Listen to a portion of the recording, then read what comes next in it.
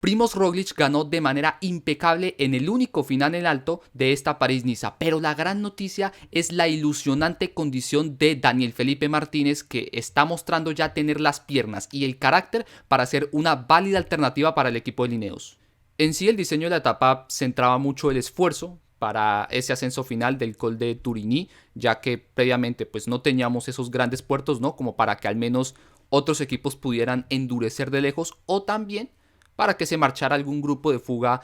importante, ya que pues pese a que se fueron 18 y Grupama y Movistar intentaron marcar la diferencia por la superioridad numérica, pues sencillamente como no se tenía ese gran terreno, ¿no? Como para marcar diferencia, y además con dos equipos como Ineos y Arkea que estaban controlando celosamente esa diferencia,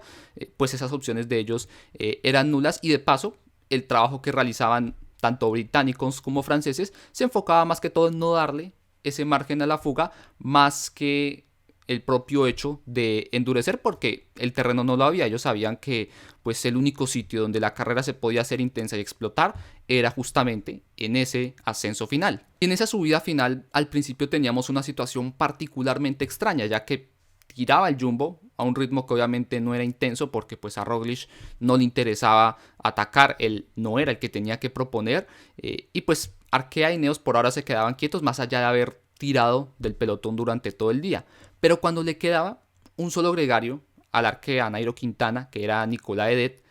él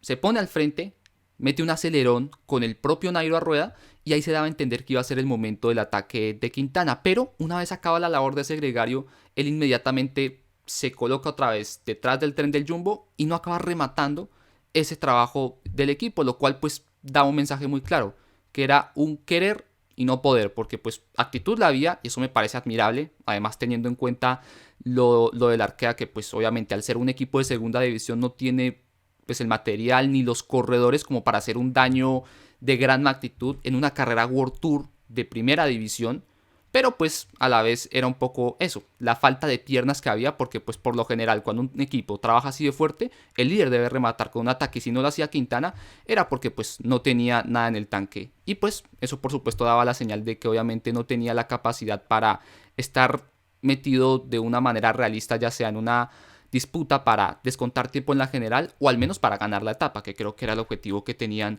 principalmente los franceses. Entonces eso nos hacía dependientes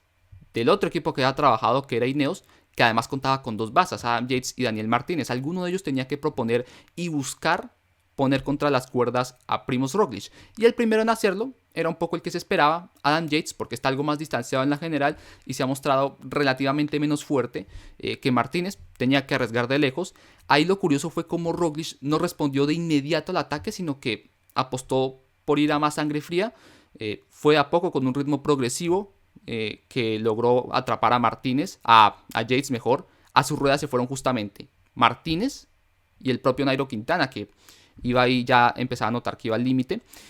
Y cuando quedaba ese cuarteto con un Simon Yates que también estaba a punto de entrar, se da un poco lo que nadie se espera, y es que el propio líder sea el que ataque. Y Roglic mete ahí un acelerón que es brutal, totalmente, además porque Roglic es un corredor muy contundente a la hora de un cambio de ritmo, además que lo hizo con mucha potencia, muy duradero, y sabemos que son pocos o nadie los que pueden responder a un ataque de tal nivel del segundo mejor vuelto a mano del mundo. Y ahí el que pudo responderlo con solidez y sin mostrar algún tipo de debilidad, de fisura, fue Daniel Martínez, que ahí obviamente pues se le abrió un hueco, pero lo pudo cerrar con relativa facilidad, vamos a ponerlo entre comillas. Entonces ahí ya después quedan ellos dos en cabeza de carrera, con Simon y Nairo Quintana en la persecución, y con obviamente un Martínez que le está dando el relevo a Roglic, que quería que ese movimiento siguiera para adelante,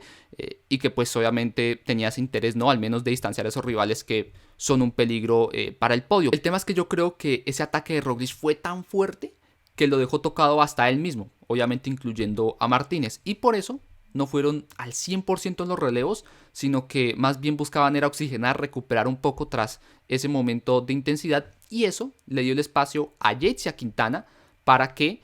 no se dieran mucho terreno y a futuro pudieran volver a contactar con ese grupo. Y con los cuatro unificados se sabía que todos menos Roglic tenían un papel ahí fundamental, que era anticiparse a ese sprint a sabiendas de lo letal que es el esloveno en esos últimos metros. Y el único que realmente lo intentó ahí fue Simon Yates, eso sí, sin ningún margen que le diera el propio Roglic o hasta Martínez, que respondió en primera persona a sus ataques. No pudo distanciarse, no consiguió pues hacer esos metros de ventaja, y ya con eso se sabía que se iba a llegar al sprint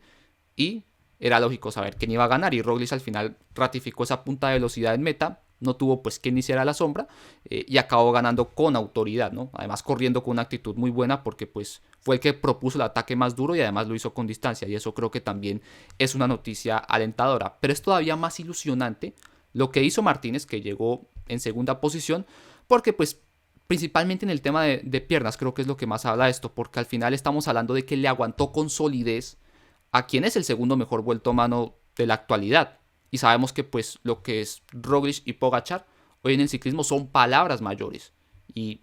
casi nadie, si no es que nadie, les puede hacer la sombra. Entonces, eso de que haya podido estar a la par de él, además con una actitud, ¿no? Con un carácter que pues es de jefe de filas, de líder, ¿no? Además de un equipo como el Ineos, pues es ilusionante, porque pues se plantea, ¿no? Como esa alternativa que a lo mejor está buscando el equipo tras lo que le había pasado a Egan Bernal, y que si bien es cierto todavía no tienen a alguien que obviamente pues ya vaya a ganar las grandes vueltas, ¿no? Para que no se malinterprete, al menos sí está para dar competencia, ¿no? Y sacar la cara por el equipo. Lo que tenemos para mañana ya es la última etapa de la carrera, el tradicional circuito de media montaña que se tiene alrededor de Niza, que se presta siempre mucho para que sea una etapa bastante estratégica, muy táctica, donde quizás a lo mejor no prime tanto la fuerza, sino mucho el tema de la superioridad que se pueda tener en equipo, el buen planteamiento de una estrategia. Hoy se vio como el Jumbo pues no ha tenido el mejor equipo cuando se tienen cuestas duras, y eso de pronto lo podría aprovechar el Ineos, que acá tiene un buen bloque, ¿no? Para intentar darle un vuelco final a la carrera. Además que recordemos, acá se pasan por unos descensos muy técnicos, es una etapa que tiende a realizarse de manera muy rápida, y que más o menos en este mismo diseño fue que Roglic perdió la carrera el año pasado por una caída, y se sabe lo nervioso que es el esloveno en los descensos y demás. Bueno, eso sí, también pues contando con que Martínez no es el mejor en esa faceta, pero algo se puede intentar, ¿no? La carrera no está sentenciada, y tienen herramientas, ¿no? Para que pues puedan hacer que todo les favorezca mañana.